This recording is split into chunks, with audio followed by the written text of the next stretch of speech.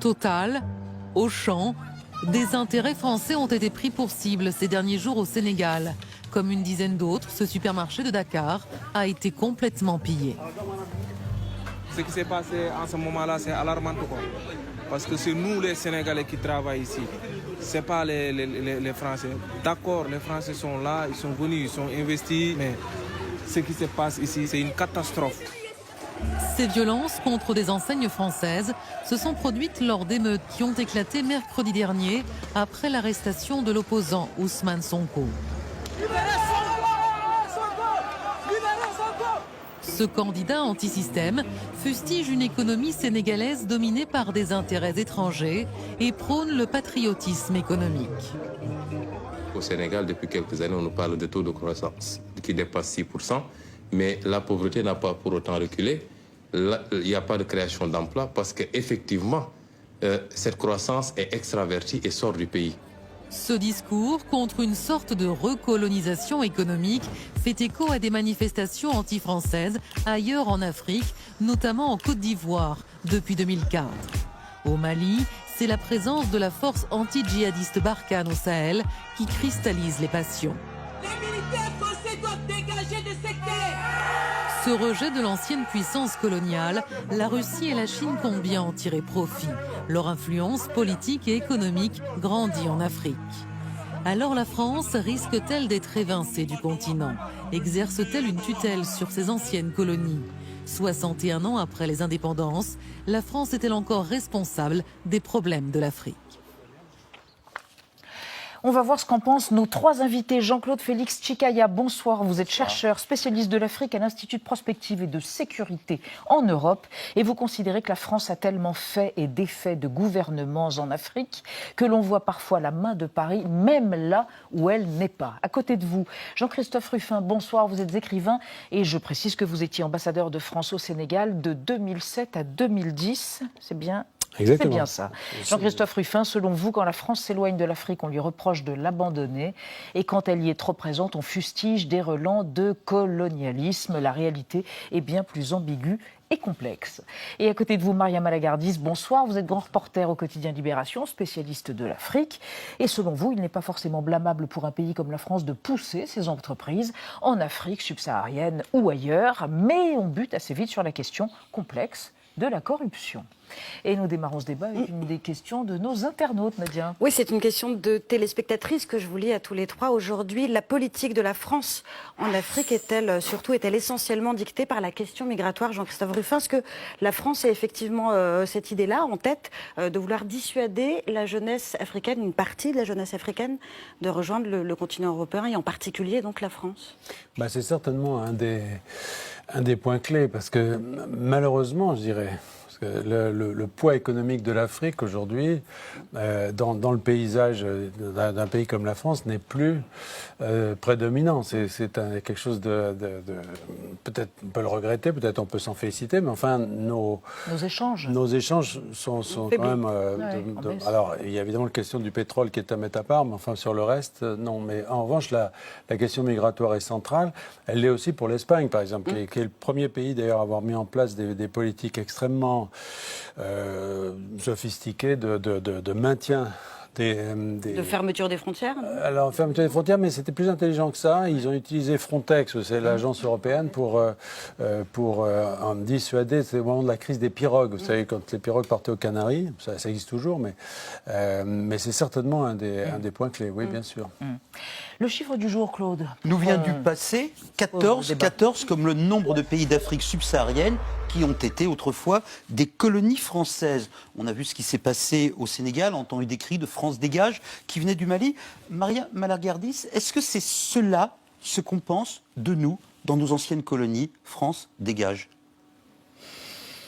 Alors, peut-être il y a des nuances selon les pays et selon l'importance de la présence française encore aujourd'hui. C'est certainement très vrai dans certains pays du Sahel, notamment au Mali, où la France est impliquée militairement avec la force Barkhane.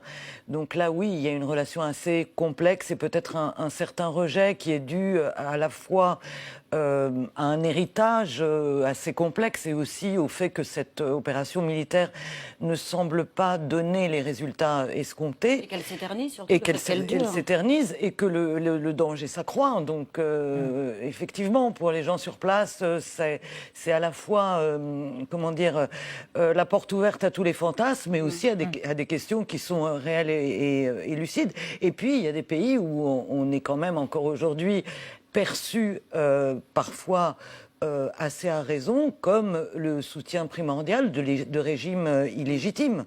Donc si on parle du Gabon par exemple, c'est un pays où la France avait installé le père, Omar Bongo, le fils est toujours là.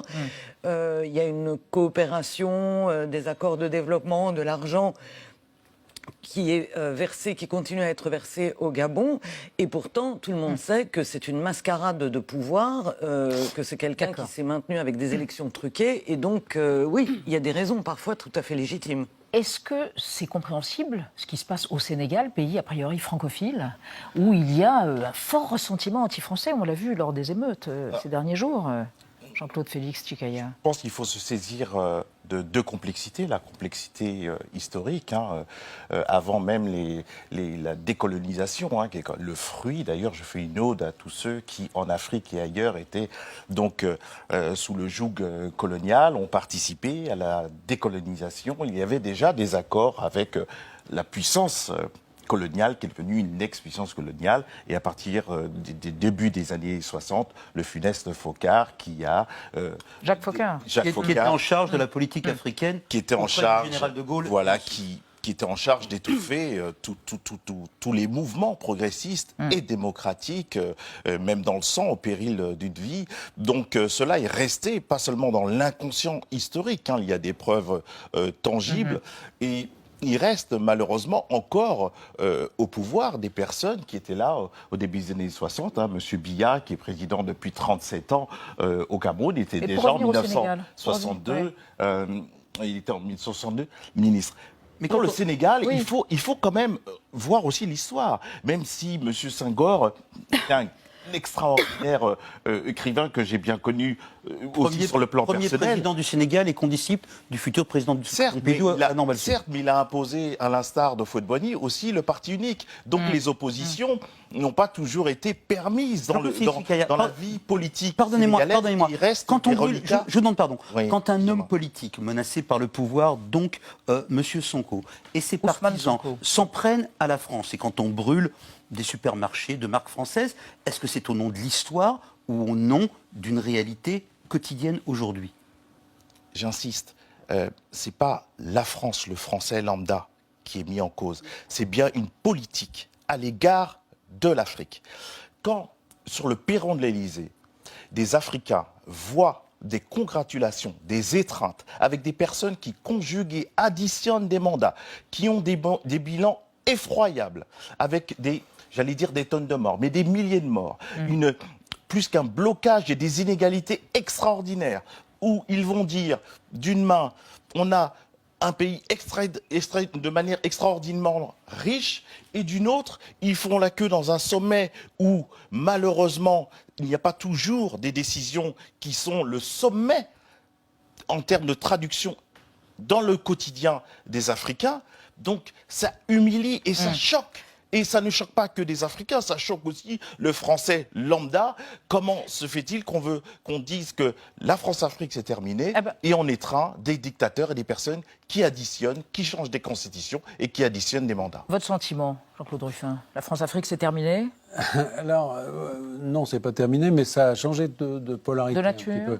C'est-à-dire qu'à l'époque de Foccart, dont on a parlé tout à l'heure, on pourrait dire qu'elle partait de France et elle allait vers l'Afrique. C'est-à-dire que la France a maintenu, après la décolonisation, une sorte de pilotage par le haut, si je puis dire, un peu comme des marionnettes, avec certains dirigeants africains, pour ne pas dire tous, en tout cas d'anciennes colonies françaises.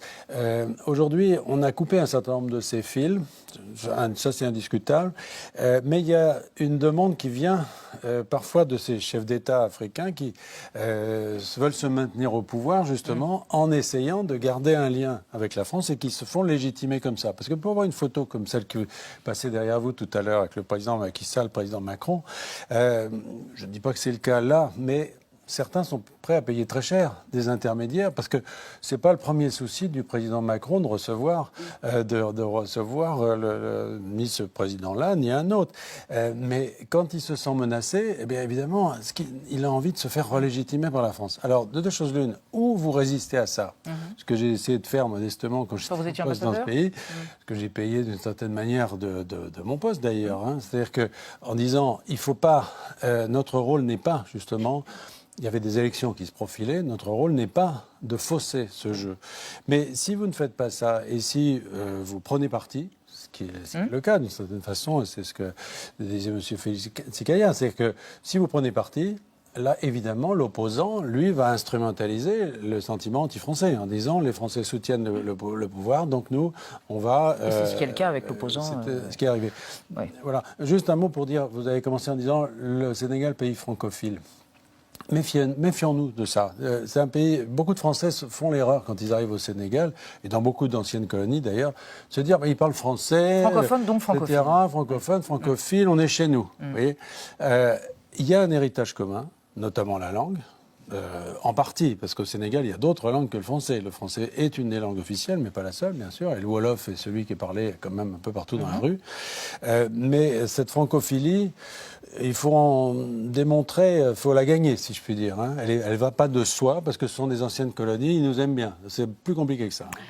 Évoquons avec vous, Nadia, le franc CFA, histoire du franc CFA. Oui, ça c'est un symbole évidemment très très lourd. Il est considéré souvent comme le cordon ombilical entre la France et ses anciennes colonies. Le franc CFA a été très très largement critiqué par des économistes et des chefs d'État africains ces dernières années. Alors pour rappel, le franc CFA il a été créé en décembre 1945 par la France du général de Gaulle, 15 ans donc avant les indépendances. Il est encore d'ailleurs aujourd'hui fabriqué, imprimé en France à Chamalières dans le Puy-de-Dôme.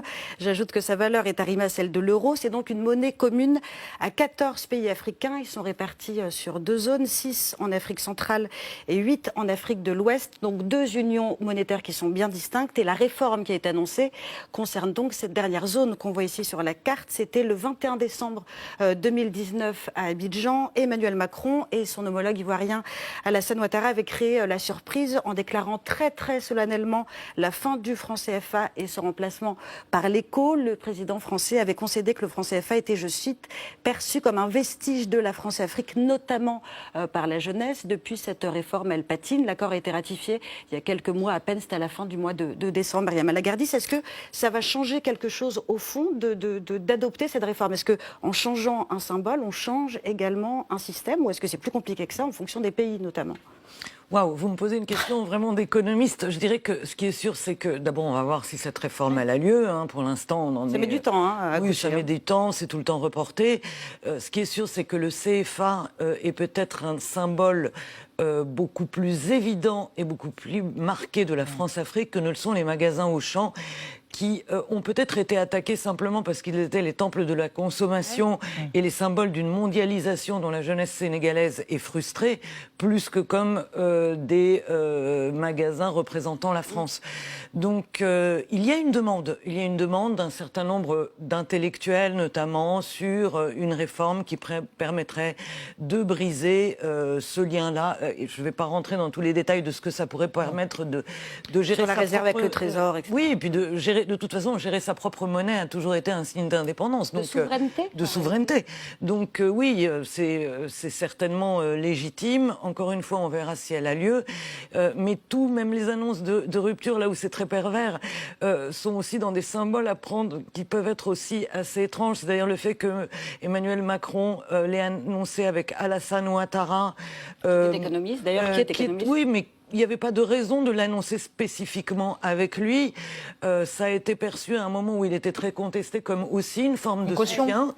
Donc on nage dans une succession de symboles qui font peut-être nous éloignent peut-être de l'essentiel. Claude. Jean-Claude Félix Tsikaria, il y a quelques jours, un grand patron français, Vincent Bolloré, a reconnu devant une magistrate que oui, il avait aidé le président togolais Gnassingbé à se faire élire en échange d'une concession durable sur le port de la capitale togolaise. Est-ce que c'est pas plutôt cela, la France-Afrique aujourd'hui, un chef d'État, un grand patron, plutôt que des liens d'État à État?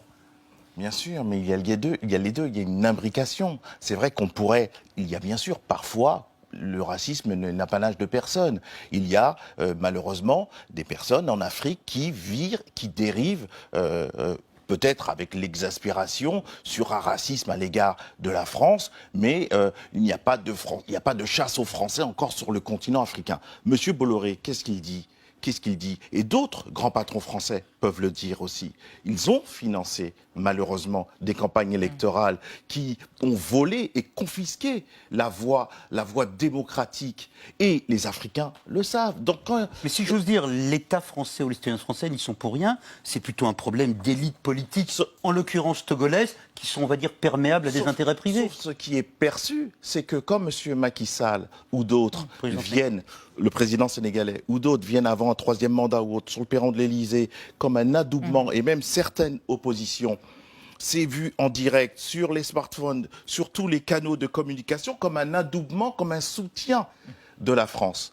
Et c'est la France politique. Donc c'est bien les prismes et les paradigmes de la France politique, toutes confondues, c'est-à-dire la classe politique de droite et de gauche, qui doit changer à l'égard des Africains et à l'égard des gouvernants qui ne sont pas légitimes pour beaucoup, parce que malheureusement, ils traînent, c'est un peu des présidents qu'on pourrait dire Tefal, qui traînent des casseroles, qui font du bruit de manière extraordinaire, et malheureusement battent en brèche des destins et des vies.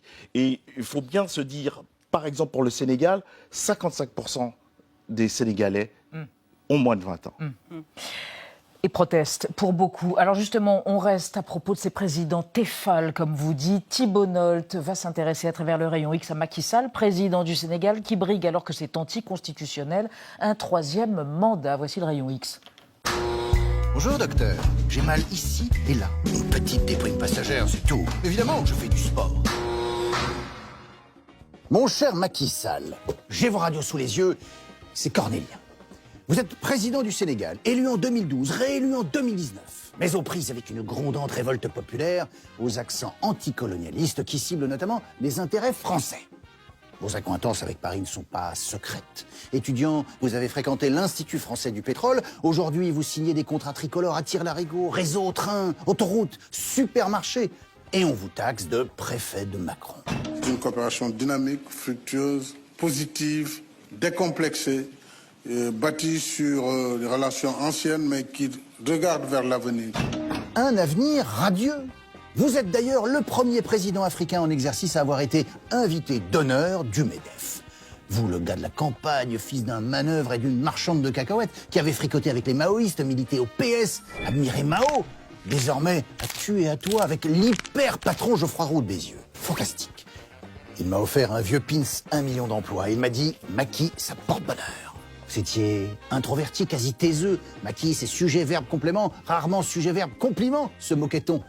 Mais sous cette aura de plancton mort se cachait un garçon déterminé, patient, futur Premier ministre, fidèle d'Abdoulaye Wade, votre prédécesseur. Il vous lâchera, vous le corrigerez dans les urnes, il vous insultera copieusement.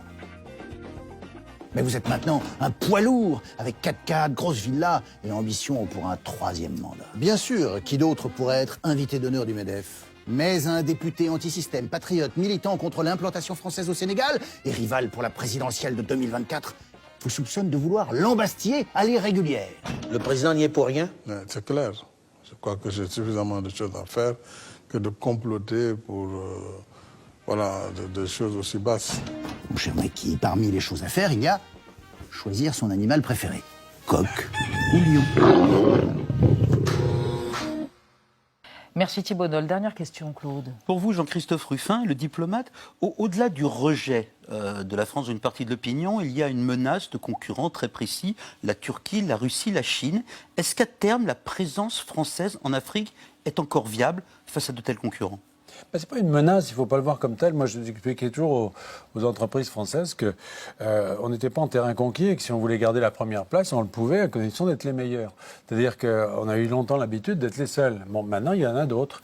Et ces autres... Quand la Russie protège le président centrafricain, Ça fait une Russe-Afrique qui ressemble à ce que nous faisions autrefois. Mais c'est pour ça que tout à l'heure, quand vous parliez de Vincent Bolloré et du port, mais Dubaï aussi a acheté des ports. C'est-à-dire qu'on est dans un monde concurrentiel et au fond, il faut voir l'attitude de ces industriels, de ces grands patrons, comme l'effet de cette concurrence. C'est-à-dire que l'Afrique n'est plus, elle n'a jamais d'ailleurs été hors de l'histoire, pardon pour les références, mais elle est au cœur de la mondialisation et tout le monde aujourd'hui investit en Afrique. Alors, si on veut continuer à être là, et on peut tout à fait, il faut faire un effort. Mais est-ce que la démocratie et les droits humains ne sont pas les dommages collatéraux quand il y a autant de compétition et puis des pots de vin parce on est habitué, on a été habitué à ce que les marchés s'ouvrent lorsque nous avions le contrôle politique de ces pays. Finalement, on tenait le pouvoir politique et donc on avait les marchés. Aujourd'hui, il faut s'habituer à être dans un monde concurrentiel, c'est-à-dire où le pouvoir politique n'est pas forcément lié à la France de quelque manière que ce soit et où on essaie de jouer notre carte face à d'autres investisseurs étrangers. Une conclusion, Jean-Claude Félix Tukaïa? Une conclusion, la France a une chance extraordinaire, à contrario, c'est de changer de politique à l'égard des Africains, parce que bien sûr, la Chine et d'autres concurrents, on rebat les cartes sur le plan géopolitique, qui eux n'ont pas de scrupules sur la violation des droits humains. Donc s'il y a un bouleversement d'attitude à l'égard des Africains, donc des présidents qui additionnent les mandats, et je pense que ce sera une action qui sera reçue avec grande gratitude, mais pas une gratitude au sens la main tendue, mais une vision politique. Merci à tous les trois d'avoir participé à ce débat.